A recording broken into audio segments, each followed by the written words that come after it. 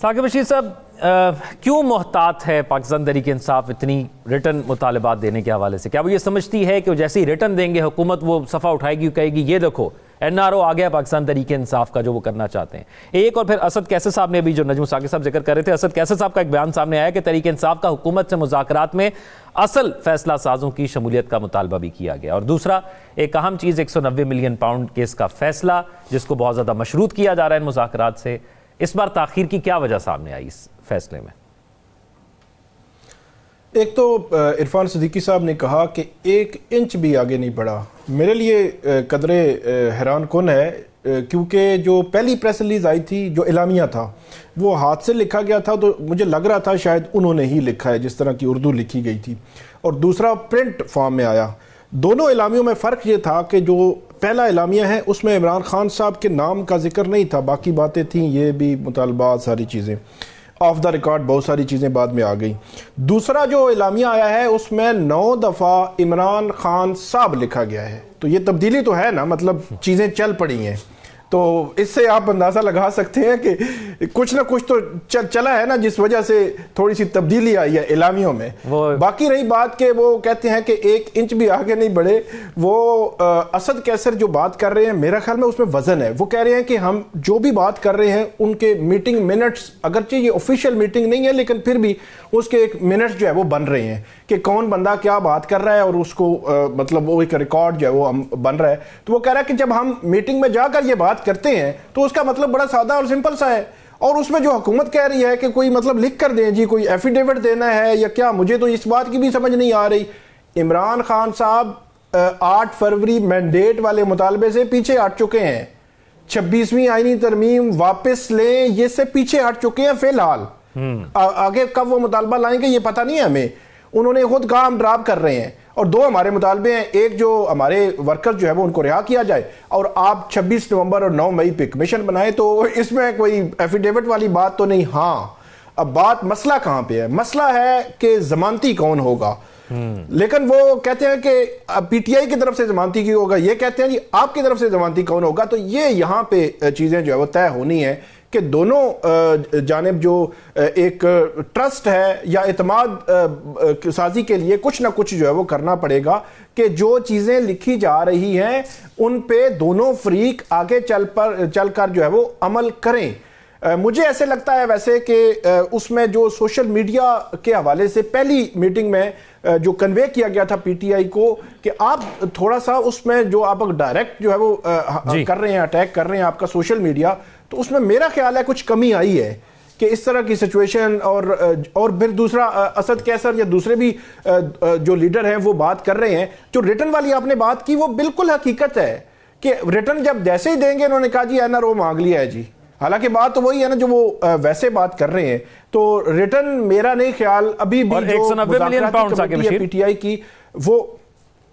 جی میں اس پہ بات کرتا ہوں، مذاکراتی کمیٹی میں ابھی اختلاف رائے ہے، عمران خان صاحب سے وہ ملاقات کریں گے، پھر بات ہوگی۔ راؤ صاحب نے ایک بات کی تھی کہ تقریر جو ہے وہ عمران خان صاحب کافی عرصے سے انہوں نے نہیں کی، تو وہ جب میڈیا سے وہاں پہ آ کر بات کرتے ہیں تو ان کا انداز وہ تقریر والا ہی ہوتا ہے، یا وہاں جب کوئی جو سیشن ججز اور مختلف ججز جاتے ہیں تو وہاں ان سے بھی وہ بات کرتے ہیں، تو اسی طرح ہی بات کرتے ہیں، مطلب وہ جو مطلب یہ پورا کر لیتے ہیں اپنا فن، جی وارم اپ ہو رہے ہیں۔ 190 ملین پاؤنڈ کیس جو ہے تاخیر کا شکار ہوگا نہیں ہوگا یا کیا اب معاملہ ہونا ہے، لیکن ایک چیز بڑی طے ہے، کلیئر نظر آ رہی ہے، وہ یہ ہے کہ اگر 23 دسمبر کو اس کا فیصلہ آ جاتا تو 24 دسمبر کو یہ چیلنج ہو جانا تھا، 25 دسمبر کو یہ کیس فکس ہو جانا تھا، اور فکسیشن میں جب اپیل میں آتے ہیں تو سب سے پہلے اس اپیل کے ساتھ آپ سسپینشن آف سینٹنس کی آپ کی اپلیکیشن ہوتی ہے کہ سزا سسپینڈ کر کے مجھے ضمانت دے دیں، اور اس کیس میں عمران خان صاحب تقریباً 8-10 ماہ پہلے ہی جیل کاٹ چکے ہیں، تو عدالت پھر کہتی ہے ٹھیک ہے آگے چل کر ہو سکتا ہے اپیل ان کی ایکسیپٹ ہو جائے، اس لیے ان کی ضمانت دے دیتے ہیں۔ تو زیادہ چانس، اب حتمی فیصلہ مجھے نہیں پتا، لیکن زیادہ چانس یہ ہوتے ہیں کہ ضمانتیں ہائی کورٹس دے دیتی ہیں۔ تو 23 دسمبر کو اگر فیصلہ آ جاتا تو 23 جنوری تک یا 31 جنوری سے پہلے تو ضمانت ہو جانی تھی، یا ابھی بھی اگر فیصلہ آتا ہے کل آتا ہے یا 4 دنوں کے بعد آتا ہے تب بھی، لیکن اگر اس کو لنک کیا جائے مذاکرات کے ساتھ تو ایک بارگیننگ ٹول آپ اس کو کہہ سکتے ہیں کہ چلیں جو ہے وہ ایک، لیکن اس میں سچویشن یہ بنے گی کہ آگے چل کر اگر عمران خان صاحب کو اس میں ریلیف مل گیا تو پھر نون لیگ اور حکومت جو ہے وہ کہاں کھڑی ہوگی. ثاقب رشید صاحب، عدلیہ کا بھی ذکر کیا، سیاست کا ذکر ہوا ابھی. عدلیہ کے حوالے سے کیونکہ 2024 بڑا ہی اہم رہا ہے، اس میں 26ویں آئینی ترمیم اور اس کے بعد پھر عدلیہ کا ایک ڈیفرنٹ کردار اس میں آیا، آئینی بینچز بن گئے ہیں. تو 2025 میں کیا کیا تبدیلیاں آ سکتی ہیں؟ کیونکہ 2024 میں تو ہم نے بہت سی تبدیلیاں دیکھی. ہم نے دیکھا کہ 3 رکنی بینچ بھی بنا جو دیکھے گا کہ یہ فیصلہ کون کرے گا، کون سا کیس کدھر لگے گا. پھر آئینی معاملات کے حوالے سے آئینی بینچ بن گیا. تو 2025 میں کیا کوئی سرپرائزز ہیں ہمارے لیے؟ بالکل 2025 بھی 2024 کی طرح مجھے ایسے لگتا ہے کہ عدالتی محاذ گرم ہوگا. ابھی درمیان میں جب 26ویں ترمیم آئی ہے 21 اکتوبر کو، تو تب سے لے کر اب تک چیزیں جو ہے نارمل چل رہی ہیں. لیکن 26ویں ترمیم کے بعد عدلیہ کا جو چہرہ ہے وہ اب یہ سمجھیں اب مکمل طور پر ایک بدل چکا ہے. اس میں ایگزیکٹو کا کنٹرول بہت زیادہ آ چکا ہے. جسٹس منصور علی شاہ کے خطوط آئے ہیں 2 ہفتے قبل، تو انہوں نے اس چیز کی نشاندہی کی کہ جوڈیشل کمیشن آف پاکستان میں جو وہاں پہ میجارٹی ہے، اکثریت ہے ایگزیکٹو کی، تو اس کی وجہ انہوں نے یہ کہا کہ جو ججز کی تعیناتی ہونی ہے اس معاملے کو اس میں رولز بنانا اور اس میں ان کی کمپیٹنسی دیکھنا، ان کی قابلیت، ان کے ہر اینگل کو دیکھنا جو ہے وہ ضروری ہے. یہ ایسا نہ ہو کہ پولیٹیکلی اپوائنٹیز آ جائیں کہاں پہ، عدلیہ میں. تو یہ ایک بڑا ہی بہت بڑا چیلنج اس لحاظ سے ہوگا کہ یہ سال کے شروع میں ہی تقریباً 38 جج لگنے ہیں تمام ہائی کورٹس میں. اس سے قبل کبھی اسلام آباد ہائی کورٹ میں 2 ہوتے تھے، 6 جو ہے وہ لاہور ہائی کورٹ میں کبھی لگ گئے کبھی، لیکن ایک ہی دفعہ بلک میں 38 جج، ہائی کورٹ کے 38 جج جو ہے وہ ایک بہت اس میں معنی رکھتے ہیں اور اس کا اثر جو ہے وہ ہوگا. اور جو لسٹیں آئی ہیں وہ لسٹیں بھی دیکھ کر اس میں پتہ چلتا ہے کہ کوئی ایفیلیشنز بھی ہیں، پولیٹیکل سیاسی جو ایفیلیشنز ہیں وہ ہمیں نظر آ رہی ہیں. وہ انفرادی شخصیات جو ہیں ان کے ساتھ ہے یا اجتماعی طور پر پولیٹیکل پارٹیز کے ساتھ ہے، وہ بھی نظر آ رہی ہیں.